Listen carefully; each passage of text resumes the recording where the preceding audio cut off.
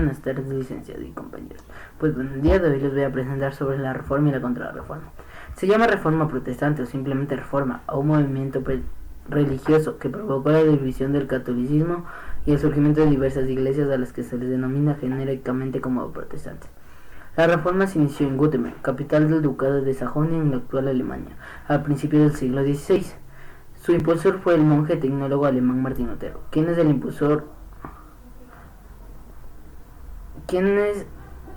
el 31 de octubre de 1517 clavó las 95 tesis en la puerta de la iglesia del castillo de Württemberg. En ese documento su autoría criticó diversas prácticas en la iglesia católica, entre ellas la venta de indulgencia y la acumulación de bienes y materiales. Su predica y a favor de un retorno a los valores del cristianismo primitivo y en contra de la autoridad del Papa, sobre todo la cristianidad, dio origen al protestantismo, a movimiento religioso y abrieron muchos de los príncipes que gobernaban los más de 300 estados que se dividían el Sacro Imperio Romano Germánico. La palabra protestantes comenzó a ser utilizada a partir de 1529, cuando varios príncipes alemanes firmaron una protesta de Spira, un documento en la manifestación tenía una disconformidad por los intentos del emperador Carlos V de someterlos a la autoridad del Papa. Bueno, las características de la reforma son que no reconoce a las autoridades de la Iglesia Católica Romana y propone recuperar los valores del cristianismo primitivo. Consiste a la Biblia como la única fuente de palabra de Dios y a la fe como el único palabra de Dios y camino hacia la salvación de almas. Considera que las Sagradas Escrituras pueden ser interpretadas libremente por todos los creyentes.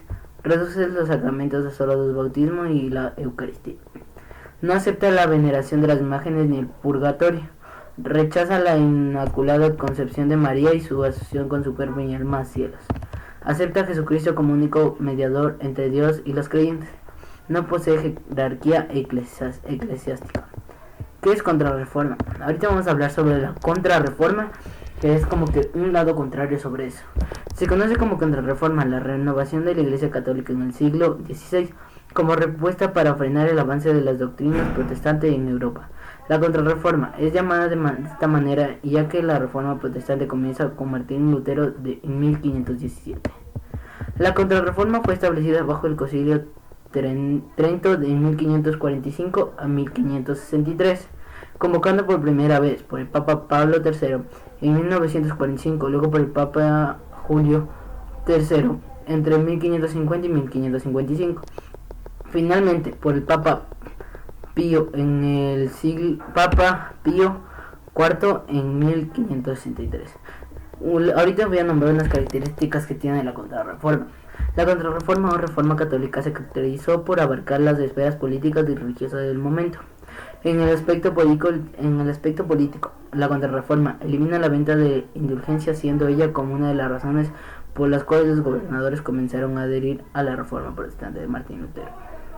En el aspecto religioso, la contrarreforma busca reformular la Iglesia Católica, unir los cristianos bajo el papado romano y evangelizar los territorios del Nuevo Mundo América. Aquí hay una consecuencia de la contrarreforma, que son la reforma católica del siglo XVI o contrarreforma crea en el siglo III referencias para la informalidad de la Iglesia Católica bajo el Papa Romano. Muchísimas gracias, dicen, y aquí van unas imágenes.